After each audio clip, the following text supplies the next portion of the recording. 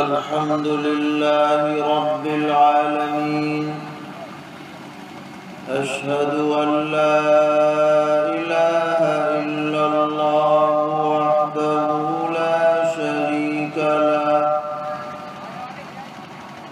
وأشهد أن سيدنا ومولانا محمدا عبده ورسوله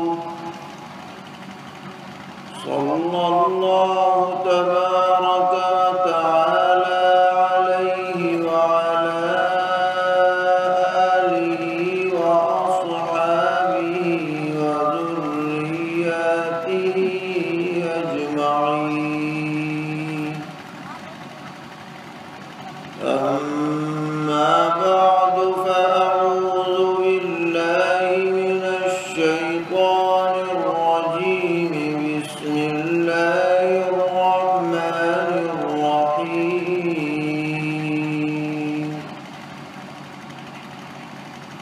وآت ذا القربى حقه والمسكين وابن السبيل ولا تبذر تبذيرا إن المبذرين كانوا إخوان الشياطين وكان الشيطان لربه كفورا صدق الله مولانا العلي العظيم محترم علماء کرام، اطراف و جوانب سے تشریف لانے والے معزز حاضرین، اور جہاں تک یہ آواز پہنچ رہی ہے ہماری مائیں اور بہنیں، آپ کا یہ مدرسہ الحمدللہ اس علاقے میں قابل قدر دینی خدمات انجام دے رہا ہے، اور یہ محض اللہ تعالی کا فضل و کرم ہے کہ صرف 10-12 سال کے عرصے میں اس مدرسے کی اپنی جگہ ہو گئی، اچھی خاصی عمارتیں بن گئیں، بچوں کی بڑی تعداد یہاں مقیم رہتی ہے، اور بہت سے بچے بستی اور علاقے کے آتے ہیں اور پڑھ کر چلے جاتے ہیں۔ اس نعمت پر جتنا بھی شکر ادا کیا جائے کم ہے۔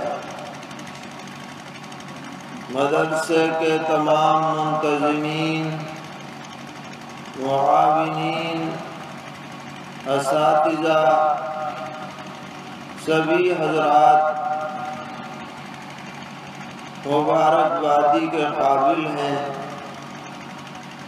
ہماری دلی دعا ہے کہ اللہ تعالی ان کو جزائے خیر عطا فرمائے، اور اس مدرسے کو دن دونی رات چوگنی ترقیات سے مالا مال کرے۔ میرے بھائیوں، ان مدرسوں کی بڑی ضرورت ہے۔ آنے والی نسلوں کے دین و ایمان کی بقا کے لیے ایسے مدارس و مکاتب کا وجود ہمارے لیے لازم اور ضروری ہے۔ جس طریقے پر بغیر پانی کے مچھلی زندہ نہیں رہ سکتی، اور بغیر ہوا کے خشکی کے جانور زندہ نہیں رہ سکتے، اسی طرح اللہ تعالیٰ نے عالم اسباب میں ان مدارس کو دین کی زندگی کا ذریعہ بنا رکھا ہے۔ مدارس، مکاتب، تعلیم قرآن کے حلقے موجود ہیں تو دین باقی ہے، اور اگر یہ حلقے موجود نہ ہوں تو پھر دین کی بقا دشوار ہے۔ اس لیے ہماری فکر ہونی چاہیے کہ یہ مدرسے باقی رہیں، ترقی کریں، اور ان کا کام اور فیض زیادہ سے زیادہ پھیلا کرے۔ مدرسوں کا ایک فائدہ یہ بھی ہے کہ موقع بموقع مدرسوں کے واسطے سے دینی جلسوں کا انعقاد ہوتا ہے، اور وعظ و تذکیر، نصیحت کی باتیں قرآن و سنت کی روشنی میں لوگوں کے سامنے پیش کی جاتی ہیں۔ اور یہ بات تجربے سے صادق ہے کہ جو کان میں کوئی گفتگو پڑ جاتی ہے وہ کبھی نہ کبھی فائدہ ضرور دیتی ہے۔ تو ان جلسوں میں آ کر دین کی بات ہم سنیں گے، سمجھنے کی کوشش کریں گے، تو انشاءاللہ یہ باتیں ہماری زندگی میں انقلاب کا اور تبدیلی کا ذریعہ بن جائیں گی۔ اسی لیے آج کے جلسے کا موضوع بھی اصلاح معاشرہ رکھا گیا ہے۔ معاشرہ کا مطلب ہماری گھریلو زندگی، آپسی میل جول والی زندگی، انفرادی اور اجتماعی زندگی کیسے درست ہو، اس پر ہمیں بار بار سوچنے اور اس پر غور کرنے کی ضرورت ہے۔ یہ ایسا موضوع ہے جو اپنے اندر بڑی وسعت رکھتا ہے، اس لیے کہ ضرورت اصلاح کی ہر سطح پر ہے، ہر جگہ پر ہے۔ عقیدوں کی بھی اصلاح ہونی ہے، اعمال کی بھی اصلاح ہونی ہے، اخلاق میں بھی اصلاح کی ضرورت ہے، معاشرت میں بھی، معاملات میں بھی اصلاح ہمارے لیے ناگزیر ہے۔ تو یہ ایسا موضوع ہے جو تمام پہلوؤں کو شامل ہے، لیکن میں نے اس وقت آپ کے سامنے قرآن پاک کی 2 آیتیں پڑھی ہیں، سورہ بنی اسرائیل کی، جن کا تعلق اصلاح معاشرہ سے ہے، اور اللہ تبارک و تعالی نے حکم دیا ہے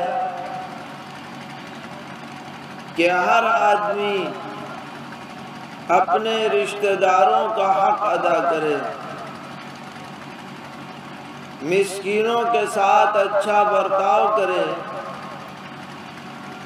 کوئی بیچارہ پردیسی اجنبی مسافر ہو تو اس کے ساتھ حسن سلوک کرے اور اپنے مال کو جو اللہ نے اسے دیا ہے اس مال کو غلط جگہ پر خرچ نہ کرے۔ یہ 4 احکامات ہیں جو ان 2 آیتوں میں دیے گئے ہیں۔ رشتہ داروں کے حقوق کی ادائیگی، نادار، غریب، فقیر، مسکینوں کے ساتھ اچھا برتاؤ، مسافروں کے ساتھ حسن سلوک اور مال کو صحیح جگہ پر خرچ کرنا، غلط جگہ خرچ کرنے سے بچانا۔ یہ 4 باتیں ہیں جن پر ہمیں غور کرنا ہے اور اپنا جائزہ لینا ہے۔ ان میں سے پہلی بات ہے رشتہ داروں کے ساتھ ان کے حقوق کی ادائیگی۔ رشتہ داروں میں خاص طور پر والدین آتے ہیں جن کا بڑا حق ہے، اسی طرح اولاد آتی ہے جن کا حق والدین پر ہے،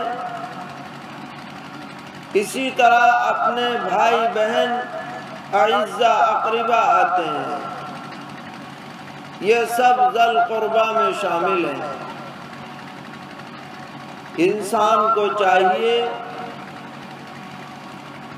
کہ ان کے حقوق میں کوئی کمی نہ کرے۔ والدین کے ساتھ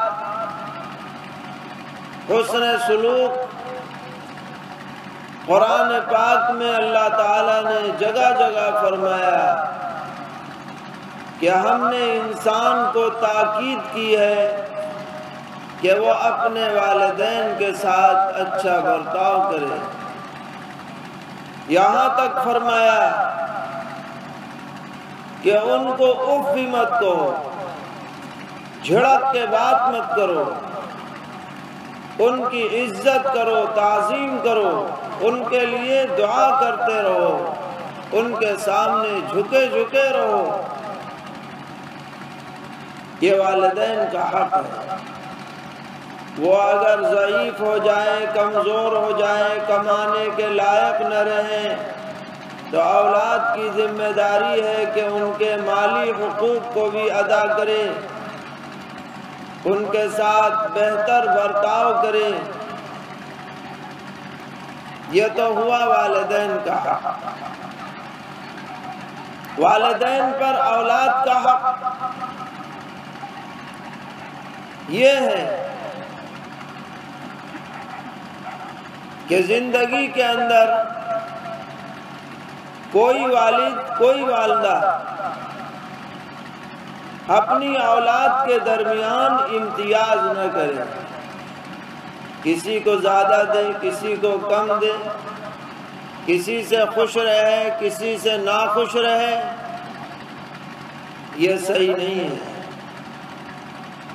بلکہ فقہا نے یہاں تک لکھا ہے کہ اگر دینا ہے زندگی میں تو بیٹے اور بیٹی کو برابر دے،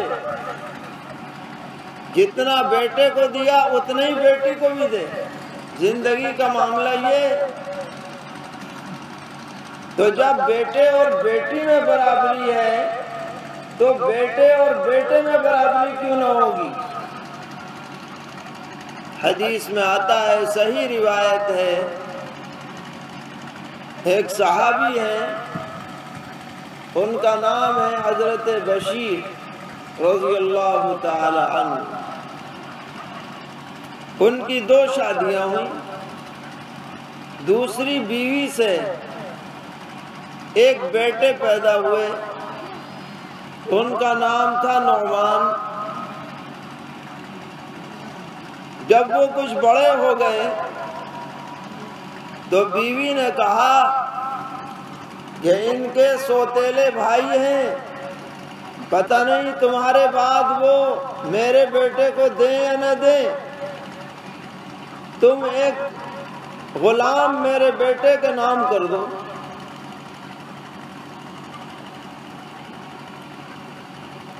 چنانچہ انہوں نے کہا ٹھیک ہے کر دیں گے۔ اب اس زمانے میں رجسٹری تو ہوتی نہیں تھی، بیوی نے یہ سوچ کر کہ پتہ نہیں بعد میں کوئی دے یا نہ دے، یہ کہا کہ چلو پیغمبر علیہ السلام کی خدمت میں اور حضرت سے اس کے اوپر تائید لے لو کہ اب تو بات بالکل پکی ہو جائے گی۔ چنانچہ وہ آئے پیغمبر علیہ السلام کی خدمت میں اور ساری بات سنائی کہ میں اپنے اس بیٹے کو یہ غلام دینا چاہتا ہوں، آپ اس کے گواہ بن جائیے۔ سرور عالم جناب رسول اللہ صلی اللہ تعالی علیہ وسلم نے فرمایا کیا تمہاری اور اولاد بھی ہے؟ کہ جی ہے۔ کیا تم نے سب اولاد کو غلام دیے ہیں؟ کہ جی سب کو تو نہیں دیے۔ فرمایا پھر میں ظلم پر گواہ نہیں بنتا، حضور نے اسے ظلم قرار دیا۔ تو والدین کو چاہیے کہ اولاد کے ساتھ برابری کا معاملہ کریں۔ برابری نہ کرنے کی وجہ سے گھر میں فتنے رونما ہو جاتے ہیں، بھائی بھائی کے دل میں دراڑ آ جاتی ہے، اور بسا اوقات لڑائی جھگڑے تک کی نوبت آ جاتی ہے۔ شریعت نے ان باتوں کا لحاظ رکھا ہے۔ اس کے بعد پھر بھائی بہنوں کا آپس میں معاملہ ہے، اس میں خاص طور پر والد یا والدہ کے انتقال کے بعد بہنوں کے ساتھ بہت زیادہ حق تلفیاں کی جاتی ہیں۔ لوگ یہ سمجھتے ہیں کہ بہن کی شادی میں ابا نے جو جہیز دے دیا تو اس کا وراثت کا حق ختم ہو گیا، نعوذ باللہ۔ اور خاص طور پر کھیتی کی جائیداد میں، کھیتی والی زمین میں بہنوں کو حق نہیں دیا جاتا، انہیں وراثت سے محروم کر دیا جاتا ہے، اور ایسا ماحول بنا دیا گیا ہے کہ بیچاری کوئی بہن اگر منہ کھولے تو سارے بھائیوں کی نظریں بدل جاتی ہیں۔ اس کے لیے بھائیوں کے گھر میں آنا جانا بند ہو جاتا ہے کہ اس نے اپنا حق کیوں مانگ لیا، حالانکہ وہ حق مانگ رہی ہے۔ یہ ان بہنوں کے ساتھ بہت بڑا ظلم ہے جو ہمارے معاشرے میں جاری ہے، اور اسے کوئی برا نہیں سمجھ رہا۔ سرور عالم جناب رسول اللہ صلی اللہ تعالی علیہ وسلم نے کسی کی زمین جائیداد غصب کرنے پر سخت وعید ارشاد فرمائی ہے۔ فرمایا جو ایک بالش زمین کسی کی دبا لے، قیامت میں 7 زمینوں سے مٹی نکال کر اس کے گلے میں توپ بنا کر کے ڈال دی جائے گی۔ یہ بہت بری بات۔ اس لیے والد کے انتقال کے بعد یا والدہ کے انتقال کے بعد جن بھائیوں کے ہاتھ میں اختیارات آئیں، انہیں سب سے پہلے مفتی صاحب سے مسئلہ پوچھ کر جس وارث کا جو حق بنتا ہے وہ اس کو دینا چاہیے۔ قرآن کہہ رہا ہے وَآتِ ذَا الْقُرْبَى حَقَّهُ، رشتہ داروں کا جو حق ہے وہ ادا کرو۔ اور آپ تجربہ کر کے دیکھیے، اگر آپ حق ادا کریں گے تو خاندانوں میں بے مثال محبتیں پیدا ہو جائیں گی۔ ہمارے ساتھ حج کے موقع پر دلی کے ایک حاجی صاحب تھے، حاجی ضیاء الحق صاحب۔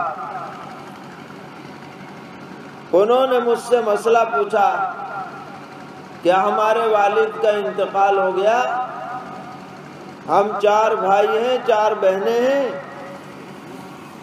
ساری جائیداد، سارا مال بھائیوں نے بانٹ لیا، بہنوں کو کچھ نہیں دیا۔ مجھے بڑا احساس ہو رہا ہے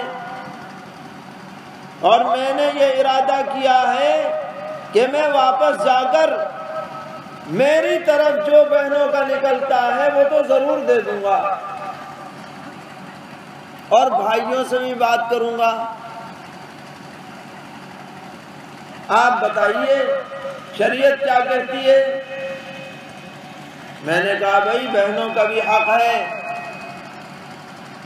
اور سب بھائیوں کو حساب لگا کر بہنوں کو دینا چاہیے، آپ بات کریں جا کر۔ چنانچہ انہوں نے حج کے سفر سے واپس آ کر اپنے بھائیوں سے بات کی۔ اگلے سال اتفاق سے ان سے پھر ملاقات ہو گئی اور مجھے یاد نہیں تھا کہ انہوں نے کیا مسئلہ پوچھا ہے۔ مجھ سے ملے تو بڑے خوش اور کہنے لگے مفتی صاحب مبارکباد۔ میں نے کہا بھائی کیسی مبارکباد؟ کہنے لگے کہ ہم نے یہاں سے واپس جا کر بھائیوں سے بات کی، سب بھائیوں نے رضامندی ظاہر کر دی اور بہنوں کا حق ہم نے نکالا تو ایک ایک بہن کے حق میں 1-1 کروڑ روپیہ آ رہا تھا، اور وہ لے جا کر کے ہم نے بہنوں کو پیش کر دیا۔ وہ بہنیں حیرت زدہ رہ گئیں، انہیں یقین نہیں تھا کہ اتنا ہمارا حق نکلتا ہے۔ اس کے بعد ان حاجی صاحب کے آنکھوں میں آنسو آ گئے اور کہنے لگے کہ مفتی صاحب اس عمل کی وجہ سے ہمارے بھائی بہنوں میں اتنی محبتیں پیدا ہو گئی ہیں کہ ہم سوچ بھی نہیں سکتے۔ حق ادا کرو محبتیں آئیں گی، حق طلب کرو تو عداوتیں آئیں گی، مقدمے بازیاں ہوں گی، لڑائی جھگڑے ہوں گے، تنازعات ہوں گے۔ اس لیے ہم سب کو چاہیے اپنی بہنوں کے حق کو ضرور ادا کریں، رشتہ داروں کے حقوق سے ہرگز پہلو نہ ہٹائیں، جو جس کا بنتا ہے وہ اس کو دو۔ دیکھیے اللہ کی طرف سے بھی برکتیں آئیں، رشتہ دار پر خرچ کرنا اس پر ڈبل ثواب ہے۔ سرور عالم جناب رسول اللہ صلی اللہ تعالی علیہ وسلم نے فرمایا کہ جو آدمی اپنے عزیز قریب رشتہ دار پر خرچ کرے اسے دوہرا ثواب ملتا ہے، ایک صدقے کا ثواب اور ایک صلہ رحمی کا ثواب۔ صلہ رحمی بڑی چیز ہے، تو ہم اس کا ارادہ کر لیں۔ کوئی کوتاہی ہوئی ہو اس کو ٹھیک کر لیں، زندگی میں اپنا معاملہ صاف کر کر کے جائیں تاکہ آخرت میں کوئی مواخذے کی بات نہ رہے۔ دوسری بات اللہ تعالیٰ نے یہ فرمائی کہ مسکینوں کے ساتھ حسن سلوک کرو۔ آپ کے قریب میں کوئی غریب آدمی رہتا ہے، رشتہ دار نہیں ہے، کوئی بیوہ ہے، کوئی یتیم ہے، بے سہارا ہے، آپ خاموشی سے اس کی مدد کریں۔ اللہ کے ہاں عظیم الشان اجر و ثواب آپ کے لیے لکھا جائے گا۔ خاص طور پر ایسے مسکین کہ جو خود سوال کرتے ہوئے شرماتا ہو اور آپ کو اس کی حقیقت کا علم ہو، آپ جا کر اس کی ضرورت پوری کر دیں، اس کے دل سے جو دعائیں نکلیں گی وہ ہمارے لیے دنیا اور آخرت ہر جگہ فلاح اور کامیابی کا ذریعہ بن جائے۔ ایسے ہی یہ مساکین، غریب غربا، نادار بچے جو مدرسوں میں پڑھتے ہیں، جن کے گھر والے بیچارے اتنے غریب ہیں کہ ان بچوں کا ضروری خرچ وہ اٹھا نہیں سکتے اور مدرسوں میں داخل کر دیتے ہیں، ان بچوں کی جو مدد کرے گا، ان بچوں کے خرچ اخراجات میں جو تعاون کرے گا، عظیم الشان اجر و ثواب کا مستحق ہوگا۔ اور اگر یہ مسکین یتیم ہو پھر تو اس کے تعاون کا ایسا عظیم الشان ثواب ہے کہ آدمی سوچ بھی نہیں سکتا۔ فرمایا جناب رسول اللہ صلی اللہ تعالی علیہ وسلم نے، انا وکافل الیتیم کہاتین یوم القیامہ، میں اور یتیم کی کفالت کرنے والا قیامت میں ایسے قریب ہوں گے جیسے یہ دو انگلیاں قریب ہیں، ایسے قریب ہوں گے۔ ایک صحابی پیغمبر علیہ السلام کی خدمت میں آ رہے تھے، مسجد نبوی کے دروازے پر ایک یتیم بچہ کھڑا تھا، انہوں نے اس بچے کے سر پر شفقت سے ہاتھ پھیر دیا۔ پیغمبر علیہ السلام دیکھ رہے تھے، جب وہ حضور کے پاس آئے پیغمبر علیہ السلام نے فرمایا، تم نے اس یتیم کے سر پر ہاتھ پھیرا ہے؟ کہ جی حضرت۔ فرمایا، ہر بال کے بدلے میں تمہارے لیے نیکی لکھی گئی ہے، یتیم کے سر کے ہر بال کے بدلے میں، جہاں تک تمہارا ہاتھ پہنچا ہے۔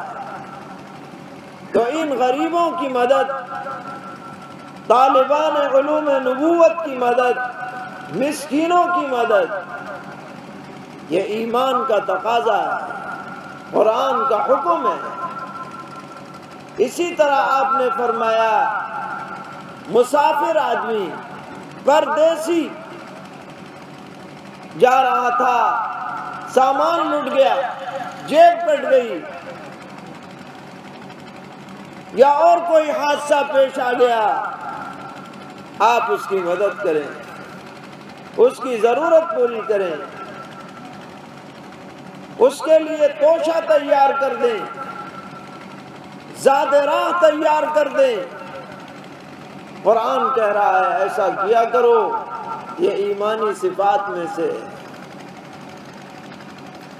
اس کے بعد فرمایا، وَلَا تُبَذِّرْ تَبْذِيرًا، جو مال ہم نے تمہیں دیا ہے اس کو اللے تللے مت اڑایا کرو،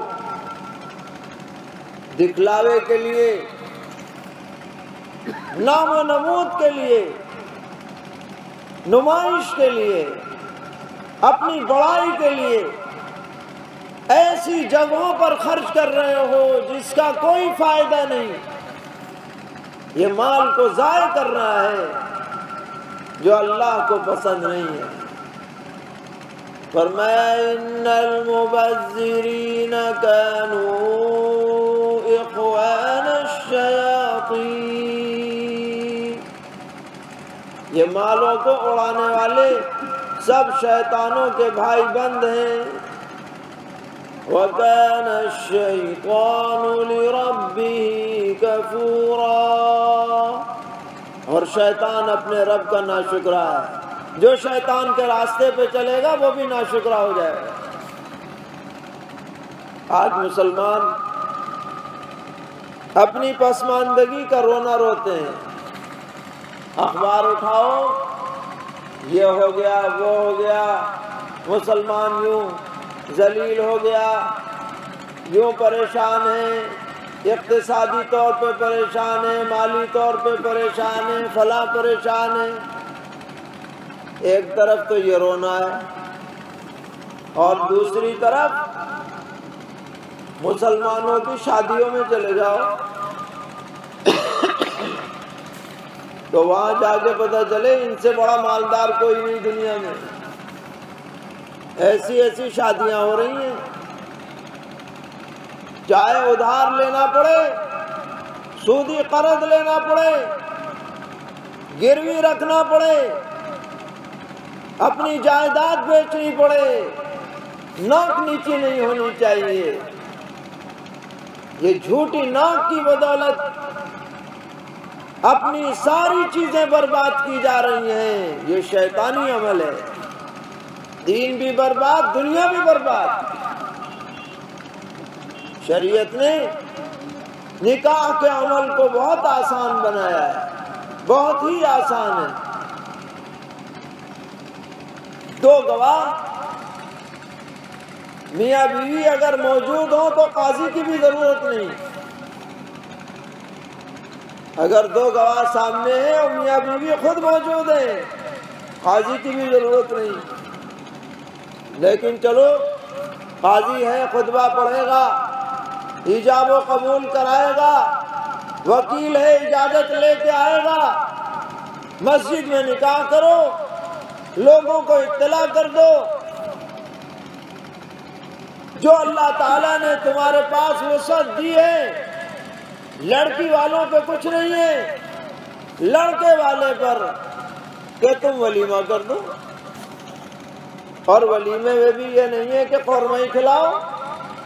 پیغمبر علیہ السلام کے کئی ولیمے ایسے ہوئے کہ آپ نے لوگوں سے کہا اپنا ناشتے دان لے آؤ، جس کے پاس جو کچھ ہے سب لے آیا گیا، ایک دسترخوان پہ کہا سب الٹ دو، سب کو ملا دیا، کہا کھا لو، یہ ہمارا ولیمہ ہے۔ سرور عالم کا ولیمہ ایسے ہو گیا۔ اور ہمارے ہاں ولیمہ جب تک کہ 10-12 آئٹم نہ ہو، جب تک کہ کئی ہزار کا کھانا نہ ہو، جب تک کہ اسٹینڈرڈ جگہ پر انتظام نہ ہو، بڑے شادی حال میں انتظام ہوگا، بڑے شامیانے قناتیں لگائی جائیں گی، 70 قسم کی رسومات اس میں انجام دی جائیں گی، تب کہیں جا کے تقریب ہوتی ہے۔ ہم نے خود اس کام کو اپنے لیے مشکل بنا لیا ہے۔ اور یہ تو ولیمے کی بات ہے، شادی سے پہلے جس طرح کے مطالبات کیے جا رہے ہیں، خاص طور پر لڑکی والوں سے دباؤ بنا کر جہیز کا جو لین دین ہے، یہ امت کے لیے، ملت کے لیے ناسور ہے۔ آج کا نوجوان اپنی قوت بازو پہ یقین نہیں کرتا، بلکہ اس کی نظر، لالچی نظر، بیوی اور بیوی کے گھر والوں کے مال پر رہتی ہے۔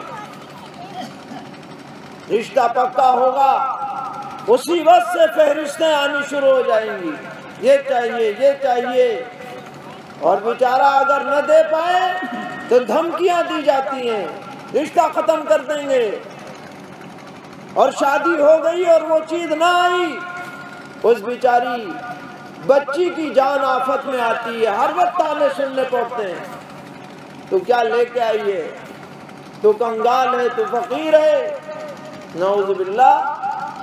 یہ سب باتیں اسلام کے خلاف اور ہمارے لیے انتہائی ذلت کی چیز ہے۔ یہ کمینگی کی بات ہے کہ مرد ہو کر آدمی عورت کے مال پہ نظر رکھے، یہ ذلت اور کمینگی کی بات۔ ایک حدیث میں پیغمبر علیہ السلام نے فرمایا، جو شخص کسی عورت سے اس لیے نکاح کرے تاکہ اس عورت کے مال کے ذریعے سے وہ مالدار ہو جائے۔ فرمایا کہ اللہ تعالیٰ نے طے کر رکھا ہے کہ یہ مرد اس وقت تک مرے گا نہیں جب تک کہ فقیر نہ ہو جائے، اس وقت تک مرے گا نہیں۔ اس لیے آج کے نوجوانوں کو ہمت جٹانی ہے کہ ہم بغیر جہیز کے مطالبے کے شادی کریں گے۔ جس بچی کو لے کر کے آ رہے ہیں اس کی قدردانی کریں۔ میں کہا کرتا ہوں کہ اس بچی کی بڑی قربانی ہے، شوہر قربانی نہیں دے رہا، یہ بیوی قربانی دے رہی، اپنے ماں باپ کو چھوڑ کے آ رہی ہے، بھائی بہنوں کو چھوڑ کے آ رہی ہے، رشتہ داروں کو چھوڑ کر کے آ رہی ہے، اپنے وطن کو چھوڑ کر کے آ رہی ہے تمہاری خاطر، اور تم اسے تانے دے رہے ہو ٹکوں کی خاطر، کوڑیوں کی خاطر۔ اس سے بڑی کمینگی اور کیا ہو سکتی ہے؟ تو قرآن پاک کا یہ حکم ہے، شیطان کے راستے پہ مت چلو، نبیوں کے راستے پہ چلو، اللہ کے نیک بندوں کے راستے پر چلو۔ اللہ نے جو مال تمہیں دیا ہے یہ اس کی نعمت ہے، اس نعمت کو غلط جگہ خرچ مت کرو۔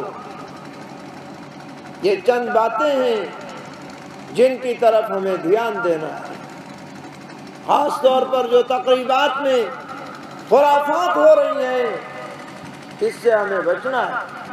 سادگی والی زندگی، بے تکلف زندگی گزارنی ہے تاکہ یہ سارے معاملات ہمارے لیے آسان ہو جائے۔ اللہ تعالیٰ مجھے بھی توفیق عطا فرمائے اور پوری امت کو بھی صحیح راستے پر چلنے کی سعادت سے نوازے۔ اس جلسے کو بھی قبول فرمائے، اس مدرسے کی خدمات کو بھی قبول فرمائے، ترقیات سے مالا مال کرے، ضروریات کا غیب سے تکفل فرمائے۔ وآخر دعوانا ان الحمد للہ رب العالمین۔